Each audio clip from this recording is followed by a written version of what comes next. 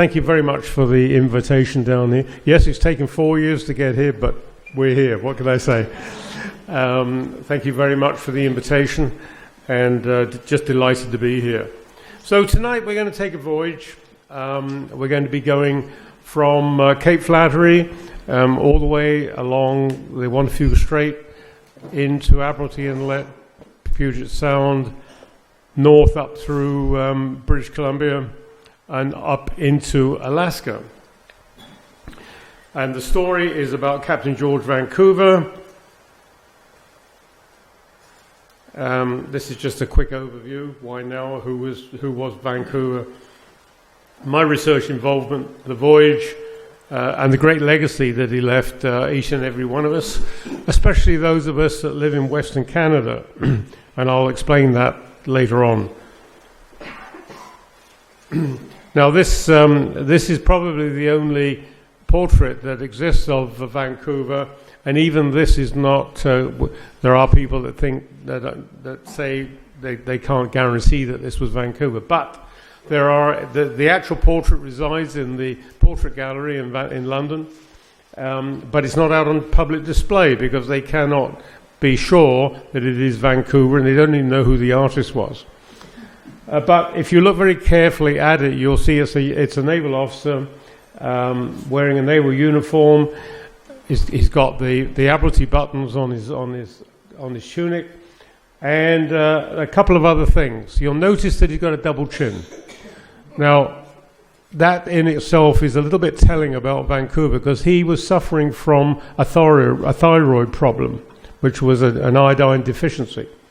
And I can remember when I was young, when it was a lot more common than it is today, when we know how to treat it now. And especially in women, you would see them with this big goiter underneath their chin. And it was an iodine deficiency. And Vancouver suffered from this. Well, what do we see here in this painting? We see he's got a double chin. And this man is less than 40 years old at this time. The other thing is that you'll notice the globe over in the corner, and if you could look at it closely, you would notice that it has the part of the world on it which delineates the Pacific Northwest. Now, when Vancouver was sent over here by the British Admiralty, there was no chart of the Pacific Northwest. It was one of the parts of the world that still had to be, hydrographers still had to chart it. Now, Vancouver had been over here with Cook. He was with Cook when Cook was murdered in the Hawaiian Islands. He was just a young midshipman at that time. And Vancouver, as I said, he was actually with Cook when he was murdered, and so. But prior to him being murdered, they had come to the Pacific Northwest coast, where they had landed at Nootka Sound, had planted the British flag, and claimed the land in the name of King George, which was what European nations did in those days. You wouldn't get away with it today, but in those days they got away with it. When he was in Hawaii and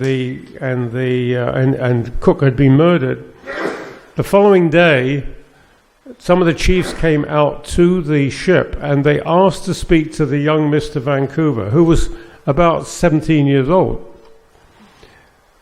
because they said, he is the one person on board the ship who we believe will understand what happened and why it happened. Now that tells me a lot about this young man. It tells me that he had earned the respect of native people. And this was when he came to the Pacific Northwest all those years later, I think it put him in good stead with the native people here, because it told me that he treated native people with respect.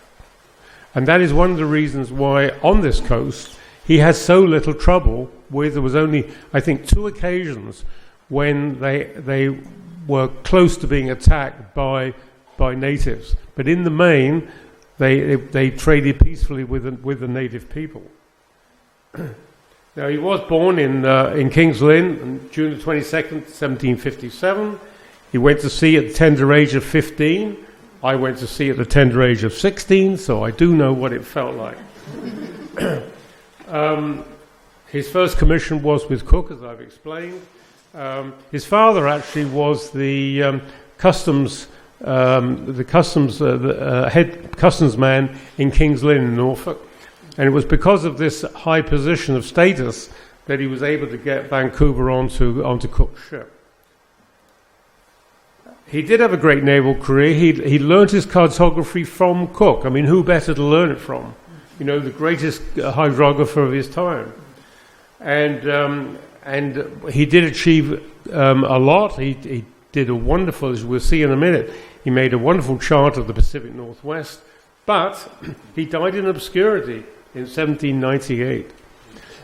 Now, why did he die in obscurity? Well, while they were on this voyage to the Pacific Northwest, he had a young man on board by the name of Thomas Pitt. Thomas Pitt was an aristocrat. His uncle was the Prime Minister of England and the First Lord of the Admiralty. So you could say he was kind of well connected. Vancouver was a commoner. Now, the trouble with Pitt was, this young lad was, as they so often say, he was a naughty boy. He kept on getting into trouble. And Vancouver couldn't flog him as he would one of the common sailors, but he could cane him, just like I got caned when I was at school and I was a naughty boy.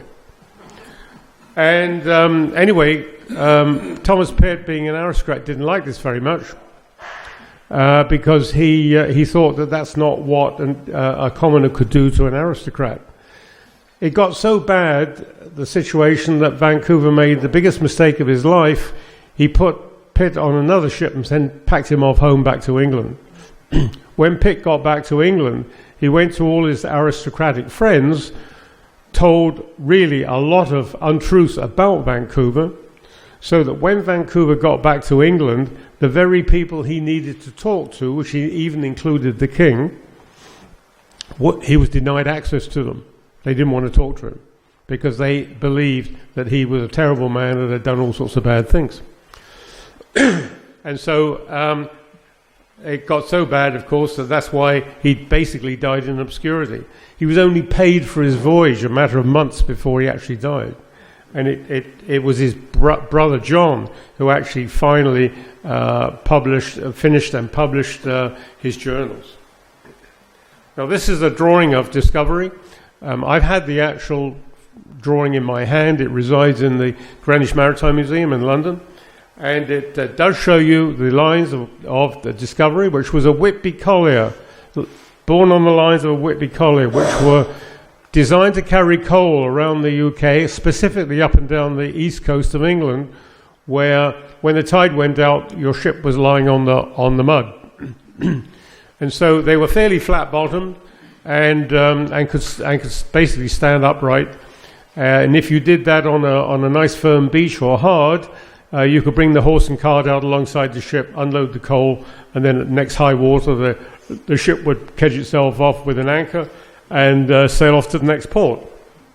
Now, Cook had been an apprentice on board Whitby colliers, knew these vessels very well, and when he went to the Pacific, he requested a Whitby collier for the voyage.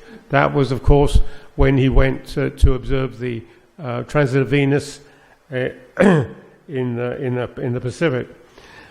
After that, they realized that these ships were such that they could carry a lot of cargo for a long voyage, and they were handy little ships. Being 105 feet long, they could get in and out of reasonably tight spaces much better than a larger ship. Now, this is a schematic of Vancouver's voyage, and you'll notice that he left England, went round the Cape of Good Hope, Australia, New Zealand, up to Hawaii, and then across to Cape Montesino in California, and up the coast to the Pacific Northwest. And then you will see that he went backwards and forwards to the Hawaiian Islands. Why did he do that? Well, the thing was that the Pacific Northwest was still coming out of that mini ice age.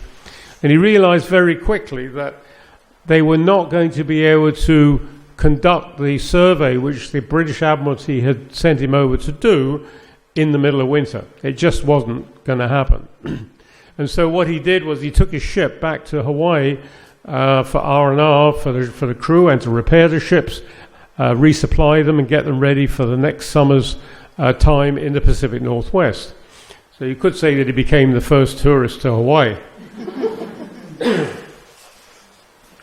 Now, I have to explain here why the British Admiralty even sent him over here. Well, when Cook came here, he planted the flag in Nootka Sound, claimed the land in the name of King George, and then following that, the Spanish arrived on the scene, and they were actually claiming the whole of the Pacific Basin as Spanish domain.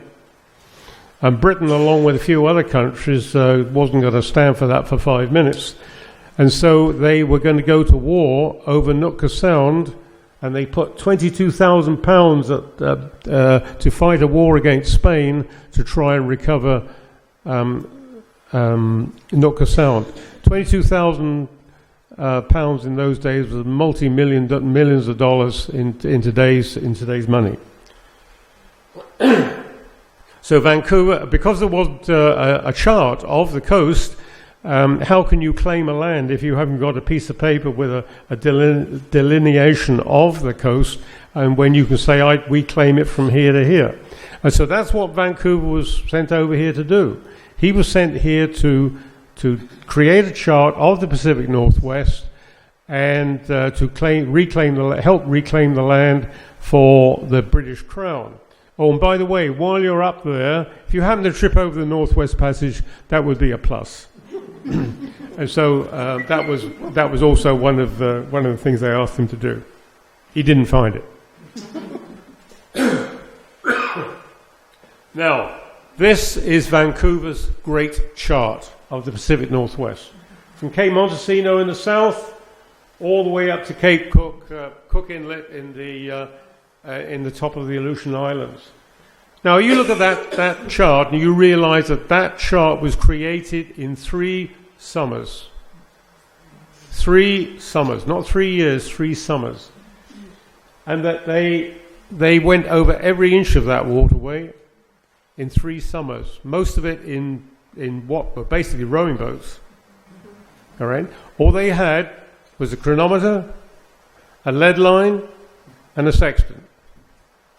And that's how they created that. Now you look at that and say, how the hell did they do it? You know, I mean, it is totally and utterly recognizable.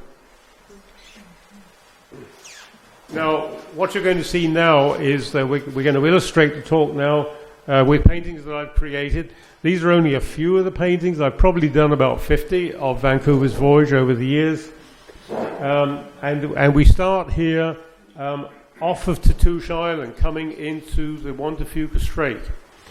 And you will notice there, between Tatoosh Island and Cape Flattery on the left-hand side, you may be able to just detect on the horizon a rock standing up. That is Fuca Rock, or Pillar Rock. It has 2 names. Now, when Vancouver was with Cook, they sailed into the coast on the other side of Tatoosh Island. And they were forced out by bad weather. They did see that rock before they tacked out. When Cook came about and closed the land again, he was off Nootka Sound the following day. And that's why Cook landed in Nootka Sound, because at that time he had to repair his masts, which were giving him some trouble. He had to rebuild some of his masts. So he was looking for somewhere where he could anchor the ship, find trees that he could turn into new spars, and repair his ship. Because that was done at Nootka Sound. That was, the trick of history. It's a question of, but for a little bit of fate, how fate can change so easily. The next time Cook closed the land, it was off Nootka Sound. So he missed the Juan de Fuca Strait. That's why. Now, when Vancouver came up, he didn't miss it.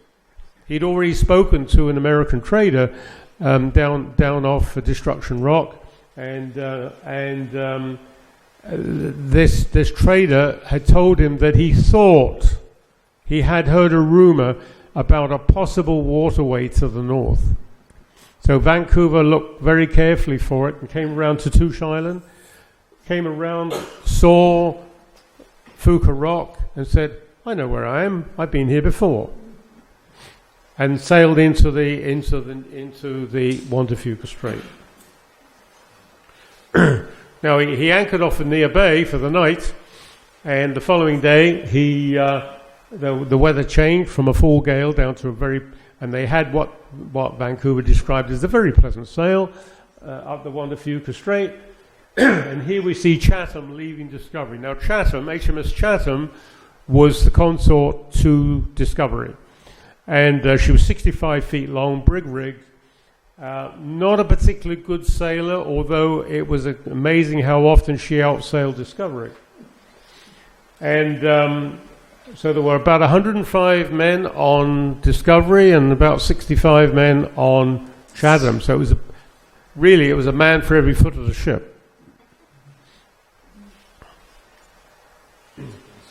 They anchored off of Squim, and he sent the longboats off to explore ahead of the ship to see if they could find a better anchorage. What they found was Discovery Bay. Now, Discovery Bay is just before you come in to Admiralty Inlet. Port Townsend is on the other side of the hill, there on your right-hand side. And that is Protection Island, which Vancouver named because it protected the harbour. He named it Discovery Bay after his ship.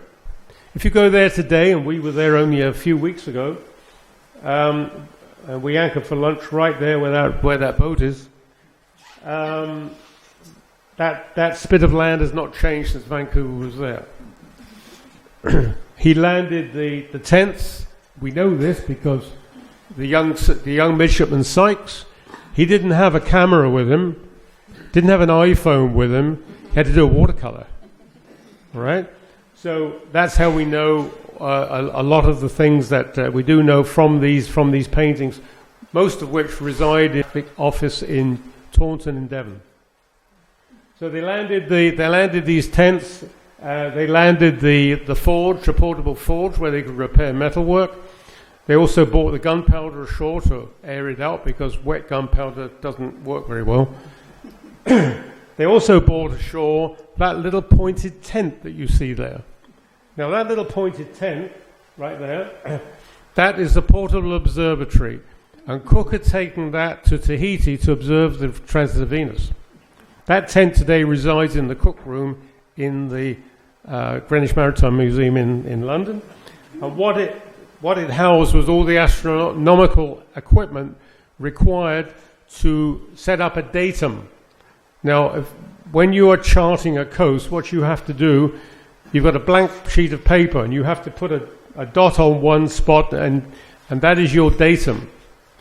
But you have to position that on the world's, on this blank globe, if you like. So you have to make all your sites, all your astronomical sites. You've got this datum.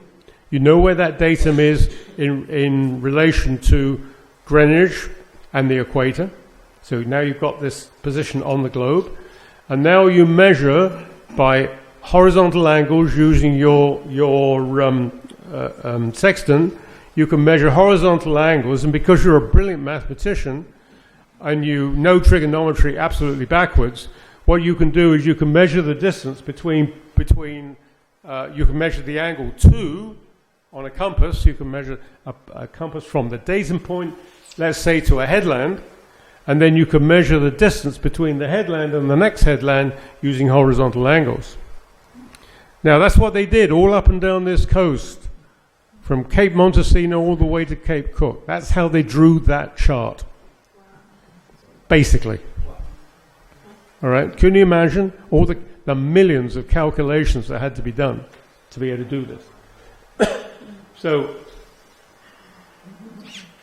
okay, now we're coming down a little bit further south, but a little bit closer to home here.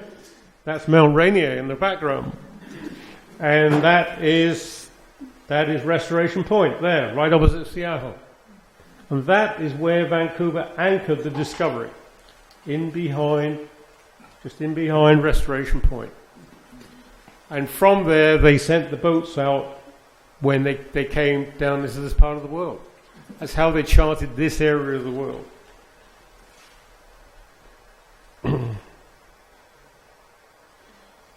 And this is Vancouver's chart of this area. There would have been much smaller chartlets that he would have done, but this is from the great chart. This is just a small portion of it, and of course we go from this is where we are down here, and you go all the way up through Admiralty and Seattle here, up the San Juan Islands, Victoria over here. This is Vancouver Island, all the way up to Vancouver, and then further up. So Vancouver anchored his ships and sent, of course, Peter Puget out, and in one of the boats, and Vancouver went out in one of the other boats, and together they charted a lot of this area. Now, what we see here is Puget's rough course of how he came round all round down this area, rowing and sailing these boats. Where he was sailing where he could, rowing where he couldn't, and that's basically how they created the chart of this area, was by following that course. And of course, we know that they did in fact camp here in Oro Bay, and so that's basically where Puget went. Now, I have to admit, I haven't done any paintings in this area. South of Restoration Point, and that's where Vancouver anchored his ship there, just off that's Restoration Point there. And so, but of course, having been down here now and reading some more of the story, I've got Vancouver's journals, and so now somewhere along the line, I'll try and see if I can create something in this lower area. But so far, I haven't done that so far. Now, the Chatham had actually been sent into what we now know as the San Juan Islands to chart that area, and they had completed that, sailed down to rendezvous with Vancouver, and they were now sailing together. They just met up. They were sailing north, and they come into what we now call Port Susan. And Port Susan, Vancouver had signalled Chatham to overtake him because it was a little bit foggy, and he signalled Chatham to take the lead, and they barely done past him, and when poor old Chatham went aground. The man on the leaden line who was sounding, see how deep the water was, he got 36 lashes for endangering the ship. Realizing that, of course, had that been a rocky bottom, and had they punched a hole in the bottom of the ship, they couldn't call the Coast Guard to come out and help them. They couldn't go to the local shipyard and get the ship repaired. They would have been on their own. Right. Fortunately, it's a sandy bottom there, and so they managed to lay out anchors and use the occasion to repair the copper work on the bow of the ship. Now, the copper was put on there to keep the teredo worms from eating your ship away. All right? Teredo worms love wood, and wooden boats don't float if they've got holes in them. So the two don't match. So what they would do is they put sheets of copper over it, because the worms didn't like copper, would not eat their way through the copper, and therefore the ship was protected. However, if you were to punch a hole in it, that was a place where a worm could get in. And one of the places where damage could be done was around the bow, where the bill of the anchor, when it was raised, could bump into the copper work and basically damage it. Excuse me.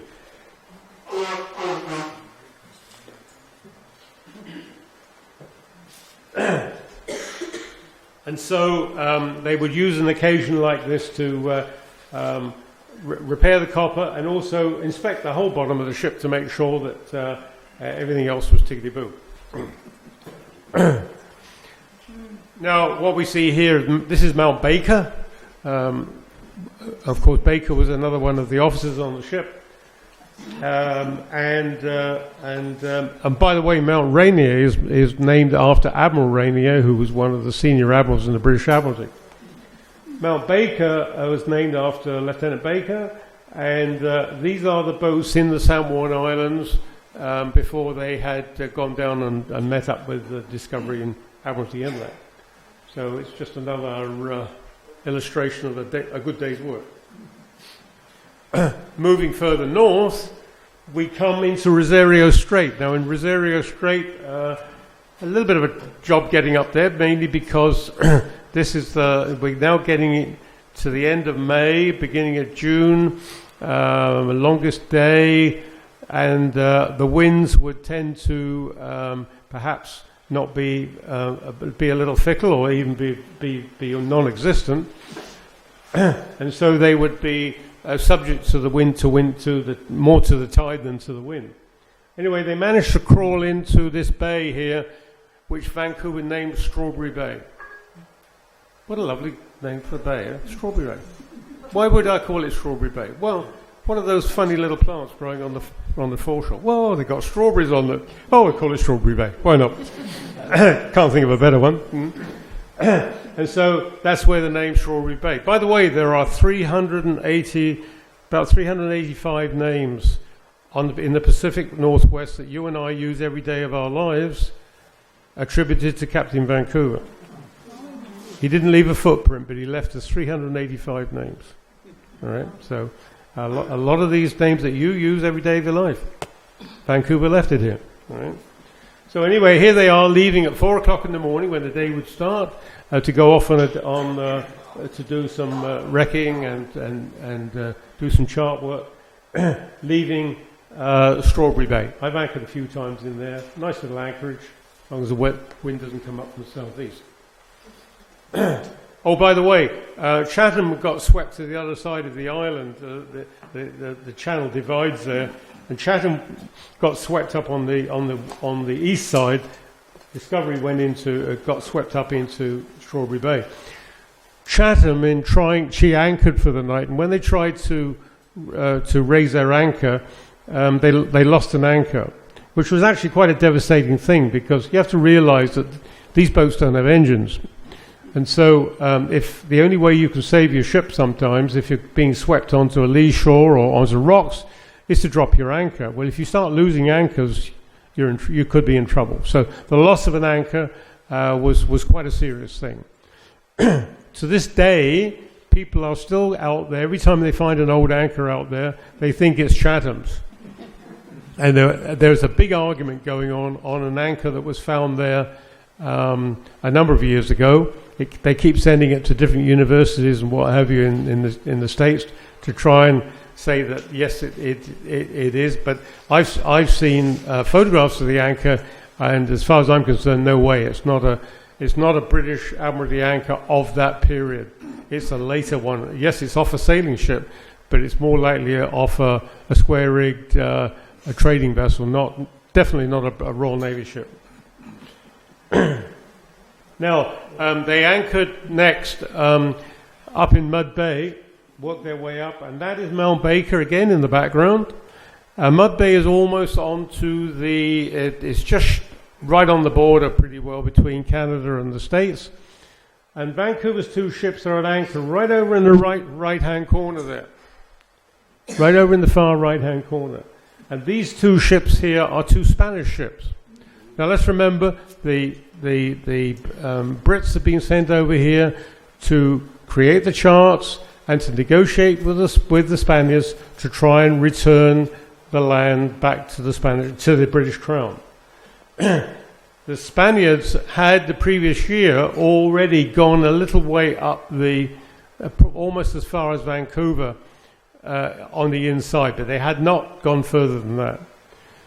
And so they had been told, of course they were expecting Vancouver, but Spain had already, so the head office back in Spain had already sent a message over to say that the Brits were sending people over to help start the negotiations going again. And the Spanish ships, these small schooners, had been advised by some of the Indians that there were two strange ships on the coast. So they perceived that they were probably these British ships that they were expecting.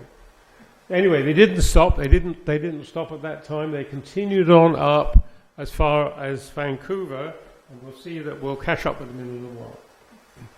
Now, the following day, Vancouver left his ships at anchor in Mud Bay and continued to sail north, exploring the coastline. And now he's going past Point Roberts, and he's getting Roberts Bank, Sturgeon Bank, which is on your right hand on the mainland side, very, very shallow. Very shallow. And Vancouver kept running aground, even in these little rowing boats. Probably 5 or 6 miles from land. Now, at that time, no dikes had been built, of course, because nobody lived there. Even the natives didn't live in the marshland. They lived up on headlands. And so when you sail past Vancouver, even today, even with the dikes and everything else, everything you see is way out there on the horizon when you look at the land itself, because you're 6 miles basically from land. But then you get to the dike, and of course you've got farmland, you've got trees, you've got buildings. None of that existed when Vancouver was there. It was just water right to the horizon as far as the eye could see.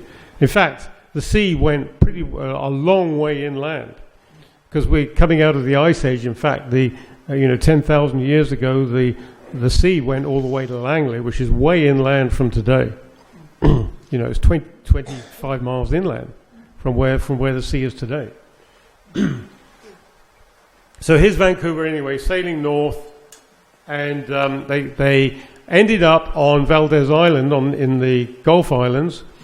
And then the following morning, they recrossed the Gulf and landed where the University of British Columbia is now, and had breakfast there. And by the way, it's where the nudie beach is now, but it wasn't there then.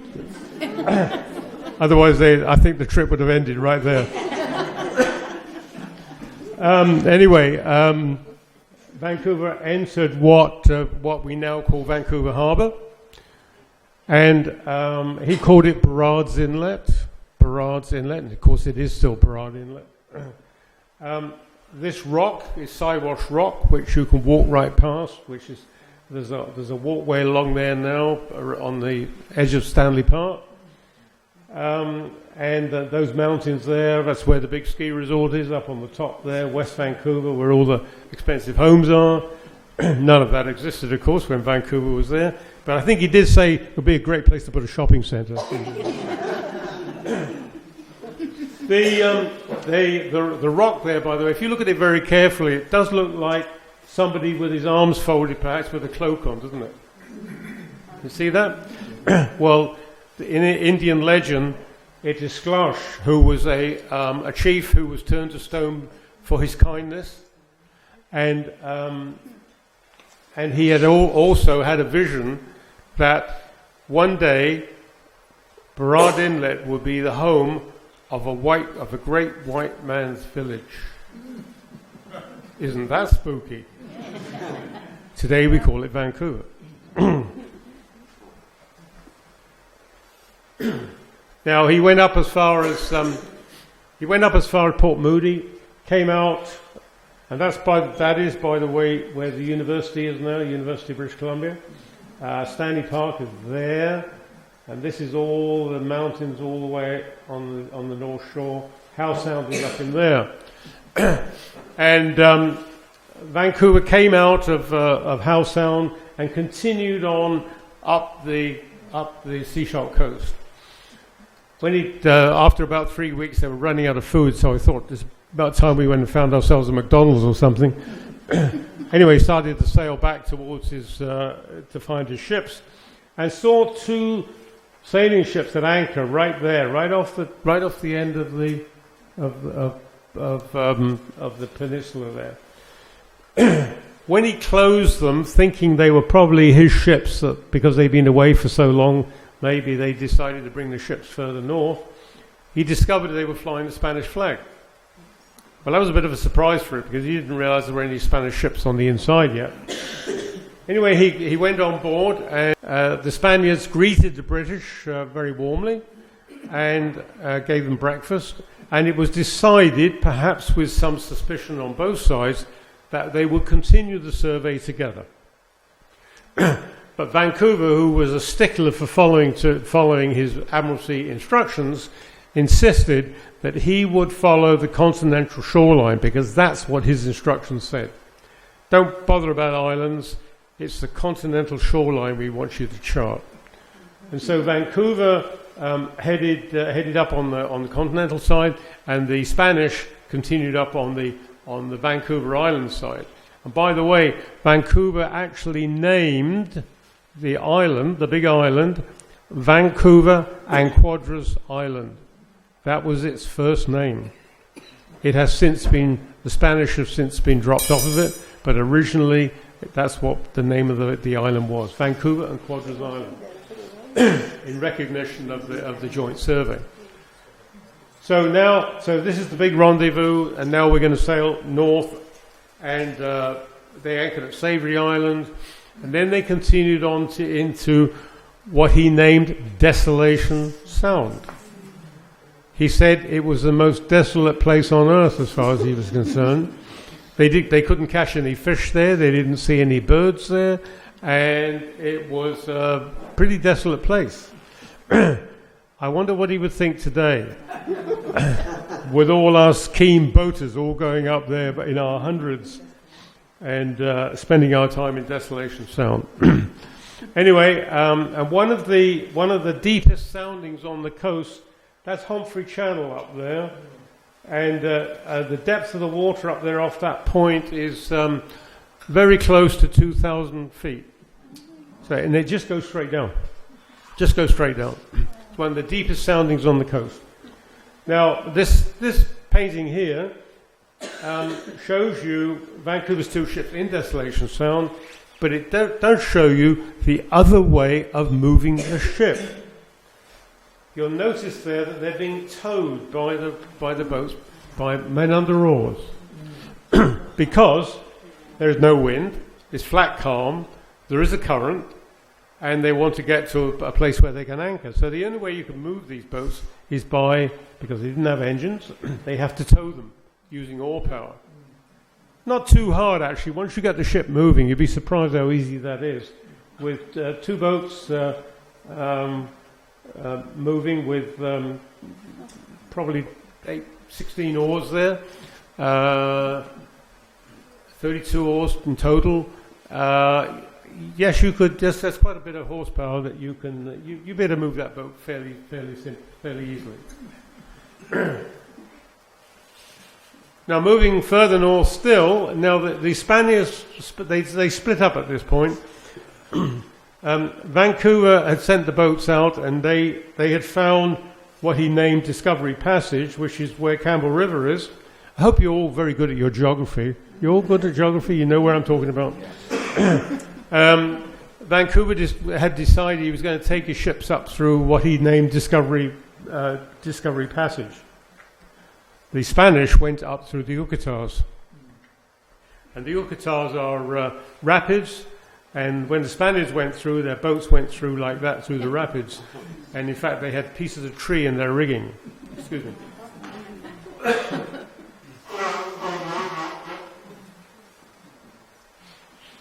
Much to the consternation of the Indians who were watching them, who said, "You fools, you don't do that sort of thing," when the tide is running.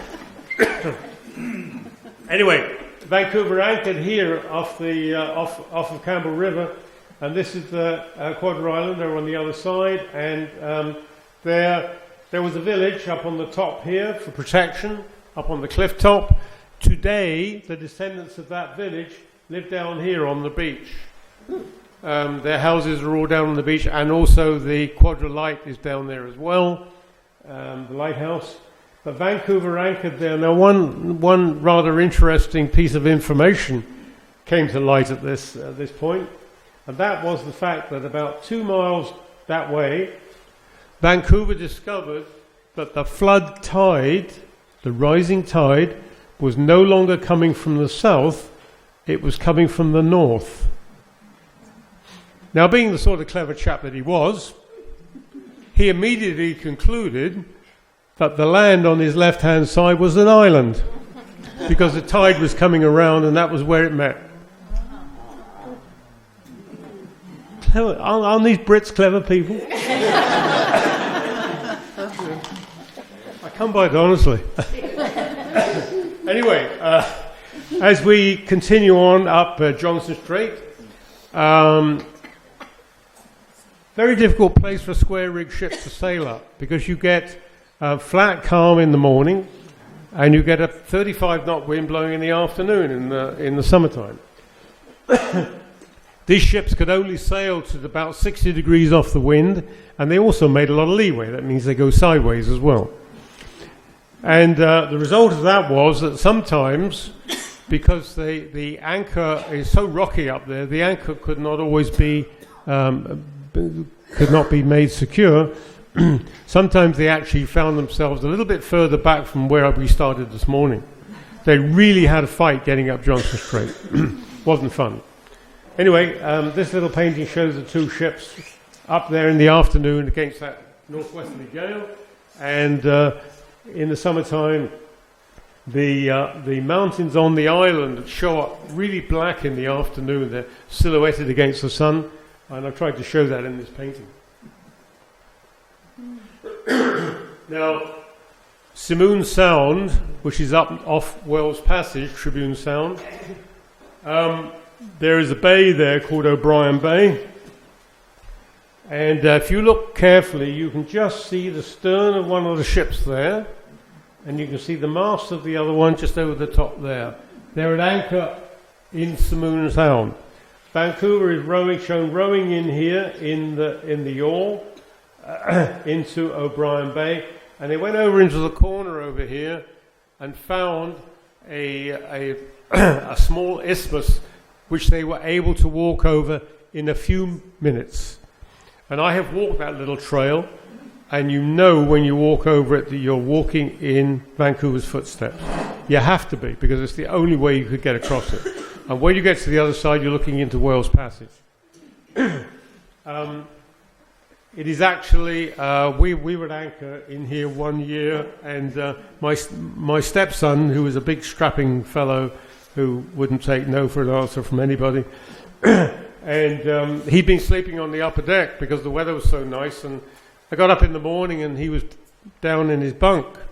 I said, "Oh, did it get cold up there last night, David?" And he said, "No," he said it was funny. He said, a funny feeling came over me in the night. A real eerie feeling came over me. Really? You're not afraid of anything, David? Yeah, I was afraid of that, he said.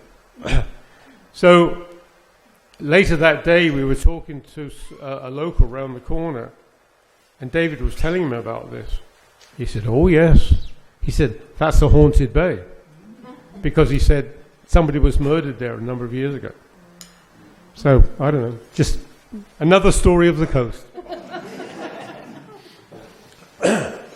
Now, we're now moving up. This is Alert Bay over here on the island over there. Anybody been to Alert Bay? This is where there's the native people there have a wonderful museum which is absolutely full of repatriated masks that have come from all over the world that were taken over the years, and now they've repatriated them. And some really good carvers there. We have a personal friend there, one of the native carvers, that comes and stays with us on a frequent basis. And they are descendants of the people that used to live in this village here. Right? People that live over here in Alert Bay, their descendants came from there. This is the mouth of the Nipkish River. Vancouver anchored his ship there, in behind that shoal, which is still there. And he came ashore and met Chief Cheslakey there on the beach. And all the rest of the tribe were within or without their habitation. And Vancouver natives said there were 36 houses in 4 streets. 1, 2, 3, 4. And Sykes actually did a watercolor of this, so we know what they look like. Now, one intriguing thing about these houses is, how are they built? Because they're built of roughly 2 to 3 inch cedar planks. And they couldn't go to the local lumber store and order them, could they? And they didn't have saws to cut it up with, so how did they do it? Well, cedar has one unique property. It splits very easily. And so what they would do is they would climb up a cedar tree, they would cut a notch in the tree, and then they would split a plank right out of the side of the tree, and that's how they got their planks. They didn't take any more wood out of that one tree, just one plank, because the tree didn't die. It went on growing. It would be a wound, but it didn't kill the tree. They called it selective logging. Even today, there are places on the coast where we see trees that have been stripped of their bark on one side, because the native women today still make hats and baskets and rope out of cedar bark. And that's how they do it. They take it from they just strip a little bit off one tree, off one side, but they don't take any more, because they know if they take more, it will kill the tree. Okay? Fascinating stuff, isn't it? Yes. By the way, there is an exam at the end of this, so I can... okay. Moving further north, a little further north, we get into Queen Charlotte Sound. Now let's remember that Vancouver did not have a chart. It didn't show him where all the nasty lumps and bumps were on the coast. It didn't show him where the rocks were. He had to find them. Well, he found one on this occasion. Okay, they were sailing in fog very slowly because there wasn't much wind, fortunately, and he bumped into this rock. Vancouver had an expression for these rocks. He called them lurking rocks, because that's what they do. They lurk, and they will capture any unsuspecting mariner. And like today, we've got all these rocks, of course, are all charted on our charts, but in his day, and I can tell you that this particular piece of waterway is absolutely full of peaks, mountain peaks of rock. And there are hundreds of them in that particular facility. Anyway, he hit one. They had to lighten the ship. They took some of the spars down to help prop the ship up. Anything heavy that could be thrown over the side was. If it was precious, like a cannon, they would mark it with a buoy, and then they would raise it later on when they got the ship off. They would lay anchors out so they could help pull the ship off with the anchors. And anyway, they managed to get it off from the next high water. And then the same thing happened to poor old Chatham the following night. They had to go through it all again. When they hauled her off, Vancouver gave they re-anchored the ship. He gave all his men 3 hours rest, and then they turned to, and 12 hours later the ship was ready to sail on. Remembering that, if that ship was in a dockyard, it would have taken them weeks to rig that ship. They didn't re-rig it. They re-rigged it in 12 hours.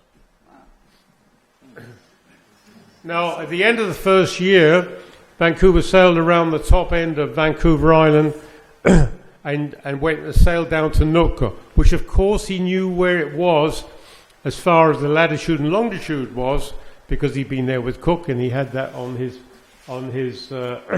he could find that spot again purely by taking sights in the sky. They sailed into Nootka Sound. There was the Spanish are firing a salute. They're not firing at them, they're firing blanks, a salute, and Vancouver fired a salute in return. The Spanish flagship is at anchor there. We have Chatham at anchor there, who got there first.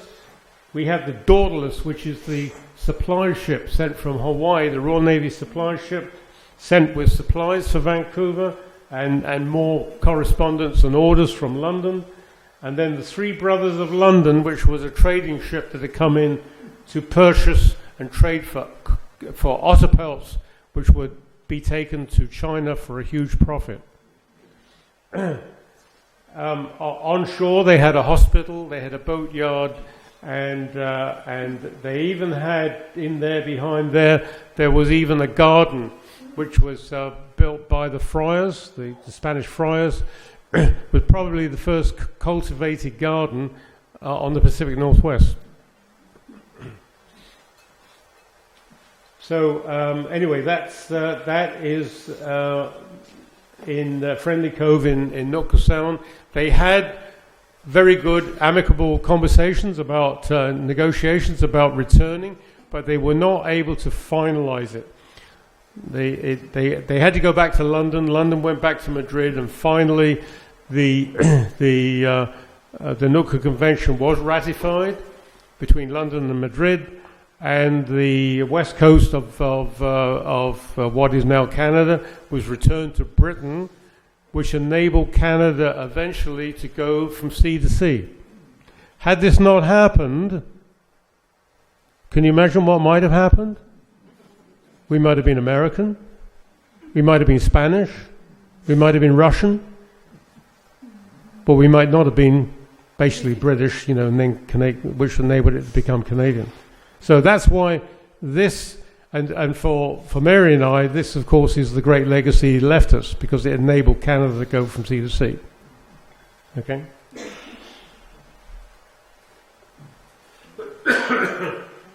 Heading still further north, we come to the Gardner Canal. And the Gardner Canal is where the Kitimat smelter is. Well, it's not in the smelter isn't in the Gardner Canal, but the power plant that supplies all the electricity for the aluminum smelter is. Now, when Vancouver went up there, it looked like this. Doesn't look that different today, actually. All this polished granite, polished by the great glaciers that once filled it. The same glaciers that came down as far as here filled all of this. Ground away at this granite and polished it.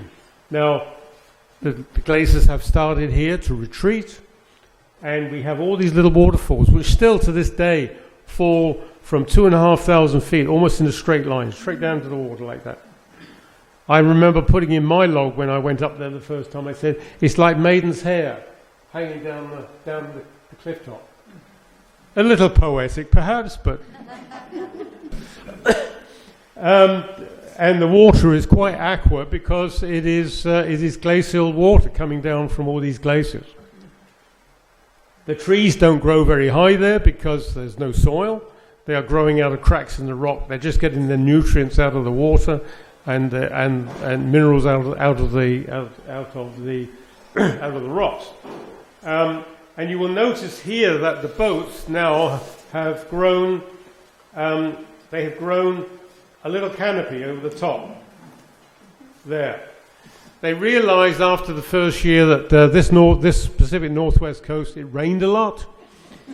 It was a bit cold, and rowing day in, day out, and sometimes a place like this where we can't even get ashore to sleep, it's a bit uncomfortable. So let's build ourselves a tent that fits over the boat with curtains that go down the side. So if we do have to sleep in the boat, we can be just a little bit more comfortable. And so that's why you see the boats with these canopies now at this stage. Of course, they could be taken, if they were going to sail the boats, then they would take them down and put their masts up and sail.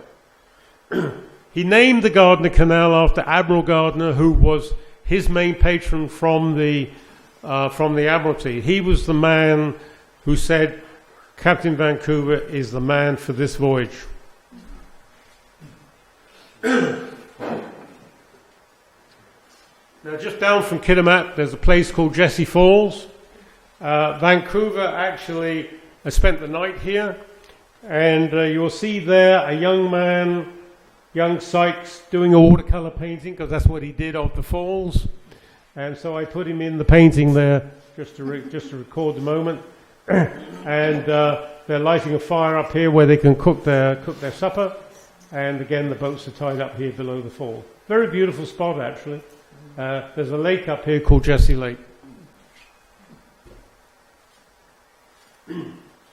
Now we're getting up as far as Prince Rupert, and as Vancouver was sailing in from Hecate Strait, again, remember, blank piece of paper, hasn't got anything in front of him except sending his boats out ahead to reconnoiter a little bit ahead of time. He was very surprised to see a whaleboat rowing out to meet him. And aboard the whaleboat was Captain Brown. There. Captain Brown was in charge of 3 vessels that had just arrived on the coast from Britain to trade for otter pelts. He was not a very nice man, I'm sorry to say. When he traded with the native people, if he wasn't happy with the way they were trading, he would think not twice about cannonading their village, just to smarten them up a bit. But that was in the future. He just arrived here on the coast. His ships were at anchor over the left-hand side, and he rowed out to meet Vancouver. And they exchanged niceties and their knowledge of the coast together. So, in recognition of meeting Captain Brown there, he named this spot Brown's Passage. It's still named Brown's Passage, and if you go up the Pacific, if you go up the coast on a cruise ship, you will sail into Prince Rupert through Brown's Passage. All the deep sea ships that go in and out of Prince Rupert go through Brown's Passage. Very busy spot. Now we're up into Alaska. And here we see a spot named Escape Point, where Vancouver had been trading the day before peacefully with a tribe that came out of a village. Didn't mean to do that. What am I doing? There we go. Over here was a village, and they'd been trading peacefully. And then the following day, they came out again in this 90-foot canoe, loaded with warriors. Started to trade peacefully, and then this old woman in the back here started to incite the young warriors to steal firearms that were hanging up here in the canopy. Now Vancouver, because the natives were beginning to learn that these things that go bang in the night could be rather useful to them. You could shoot wildlife with it, you could shoot birds, you could also shoot your enemy with it. So they thought that this was a rather smart thing to have. So they were up to stealing them out of the canopy. Well, Vancouver couldn't have that. And by the way, why did they even listen to this old woman in the back? Well, believe it or not, in those days, unlike today, the women held all the power. No, just like today, you know. I know it's so in my family anyway. Watch it, John. There's some ladies here who don't like that. Anyway, so she would, and if these warriors had not sort of taken her instructions, they would have lost face and probably had to been banished from the tribe. I mean, it was that serious. So anyway, Vancouver couldn't have this, so they had to open fire to save the situation. And the natives capsized the canoe, swam ashore, climbed up the cliff there, started throwing rocks down onto Vancouver's boat, but they were actually able to extricate themselves from the situation. And Vancouver named the spot Escape Point, because that's what they did, they escaped. Right? So what did he call the village over on the left-hand side? Traitor's Cove. Traitor's Cove. Where does the name come from? It's all about the story. Now, moving down the East Beam Canal, we find this very curious rock sitting in the middle of the canal. It is the basalt cone of an old volcano. What you are looking at there is the rim of the volcano. that this was a huge volcano when it blew. That is, for those of you that have been up there on cruise ships, that is the misty fields up in there.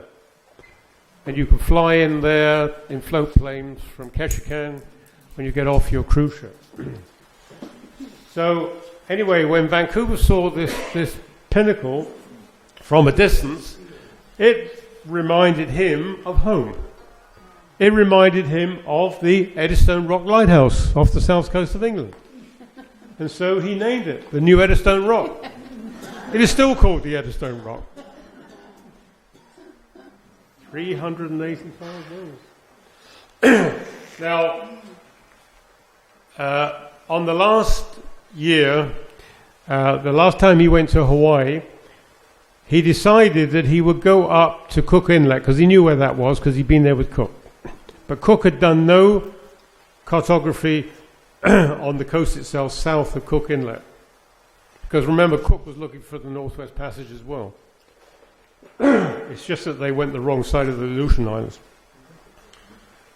On the way sailing south from Cook Inlet, they got down to Cape Spencer and they tried to come into the strait there, and they found themselves in the middle of the night surrounded by what they thought were rocks.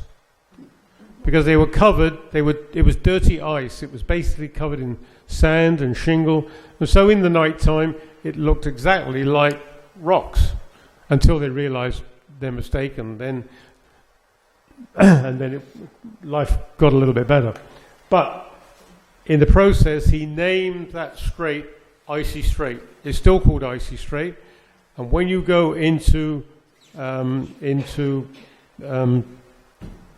Glacier Bay is off on the north side of Icy Strait. Okay, so that's how another name arrived on the coast. And so here they are in the moonlight, sailing down to Cape Spencer. This is the last image, and again, where does the name come from? They had finished their great survey. It was now time to go back to England.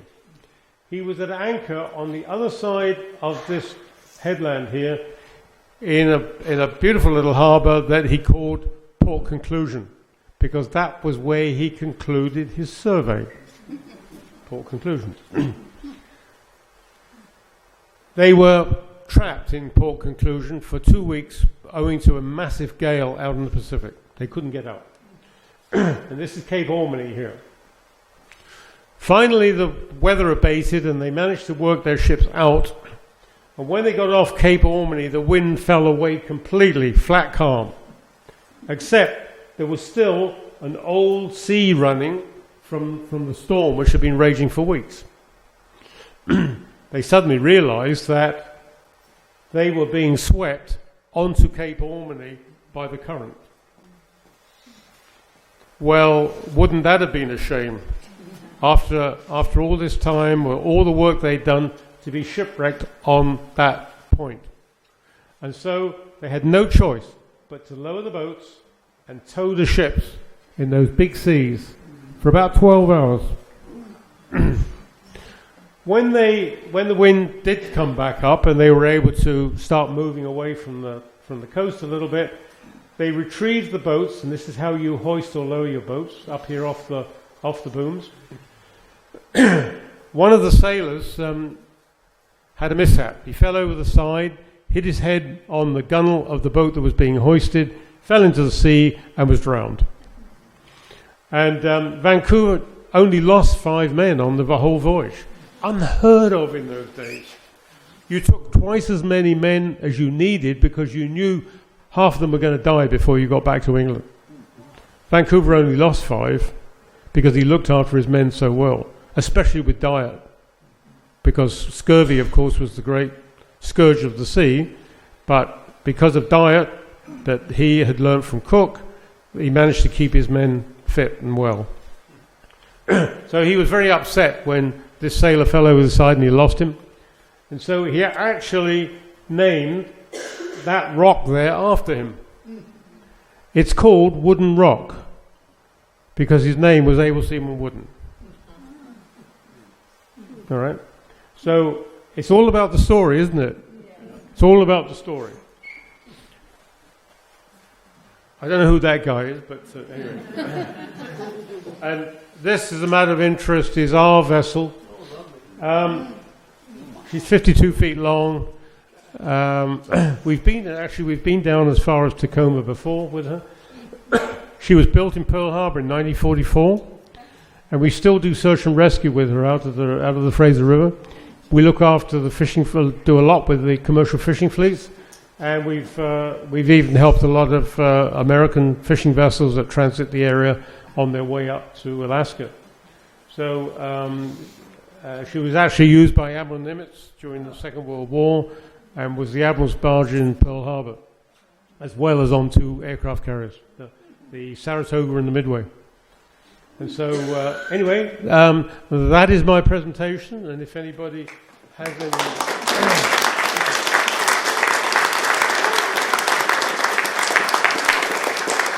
If anybody has 1 or 2 questions, I'll be happy to try and answer them. But if you can, I don't know if you've got a mic that people can have, because I'm hard of hearing and too many hours over a diesel engine. Any questions? Yeah, do you mind coming to the mic so then I can hear you? And so can everybody else. I've heard various stories about Nootka Sound and how it got its name. Could you tell us what the real story behind that is? I don't remember the full name, but I know that, well, of course, it is of Indian. It is the name that they. Oh, I've got to do my memory now. It's the way that Vancouver thought he heard the natives pronounce it. Am I right? Do you agree? I'm not sure.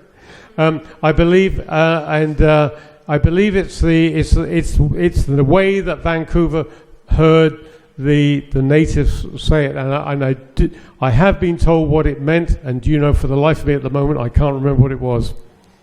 I'm sorry. Can you add anything to it? Well, the story that I heard was that as they were coming into the Sound, they saw natives on the shore who were all kind of pointing and saying Nootka, Nootka, or something to that effect, which really meant to go around because they were coming. I think you're right. That is the story. Yes, you're absolutely right. I was thinking it in those terms, but I wasn't sure, so I didn't voice it. Okay, thank you. Any others? Yes. I'll just shout. How did Vancouver die? He was so young. Vancouver actually died from his illness, from the illness, and he died in the Star and Garter home in Richmond, which is by Richmond Park, and his brother. He was dictating to his brother his journals. But he died before they were completed. But no, it was basically from his illness that he died, and he was only 41 years old. You know, a young man, even though he looked old. Of course, you know, life at sea in those days was a lot harder than it is today, and I think it was pretty hard on our body. Yeah, men died young in those days. You know, a 40-year-old man was quite an elderly person, really. You know.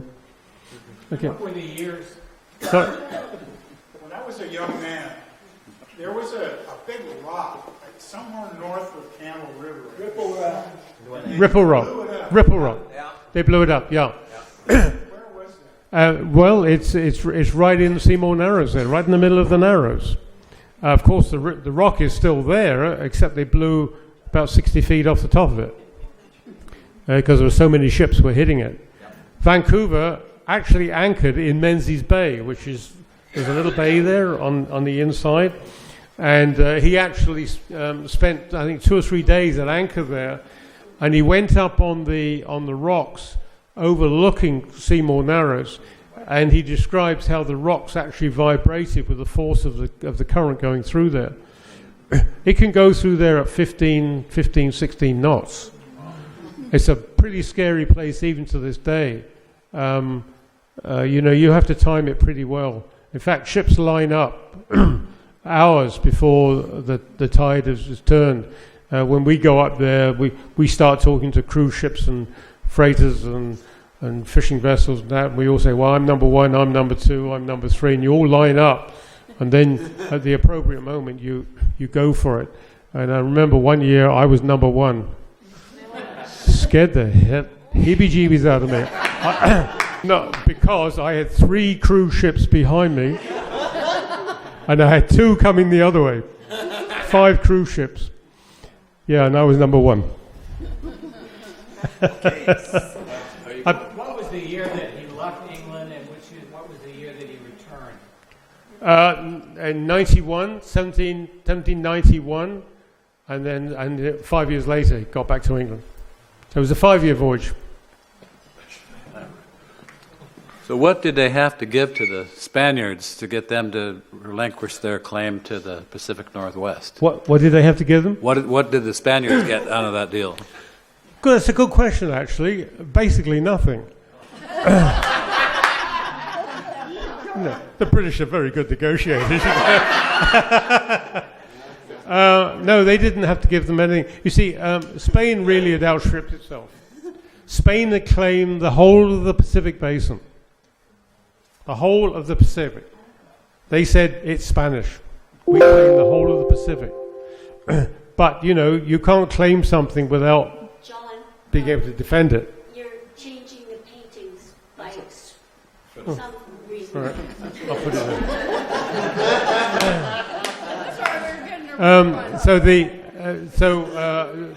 in. They had outstripped themselves.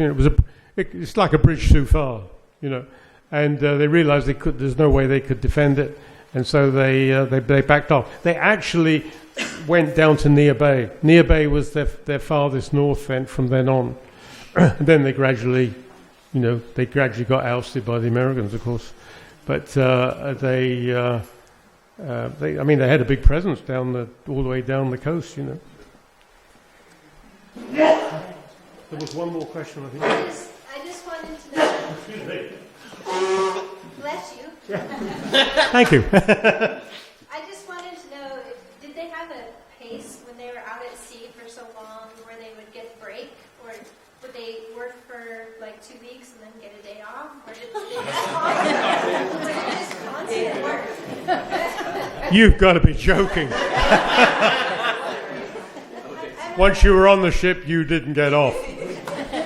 No, you have to remember, a lot of these men were pressed, right? They didn't volunteer to go on this trip; they were pressed. So they weren't. You kept a pretty tight hand on them. In fact, naval ships in those days didn't used to go into harbour and tie up alongside. They stayed at anchor. They used to bring the ladies out to the ship instead of the men going into the ladies. They did. They did. Because they knew that if they went alongside and the men went ashore, they wouldn't come back. All right. Oh no, that was your home. Your life was on board. And of course, you're months at sea, months and months and months at sea. And I know what it's like. I mean, I've been at sea. My longest time without getting off a ship was 3 months. 3 months without getting off the ship. And then the first time I got off was in Pearl Harbor, which was pretty good. Did Vancouver have a family? Did he have a wife and children? Do you know? No, he never married. No, never married, didn't have children. That I know about, anyway. All right, thank you very much.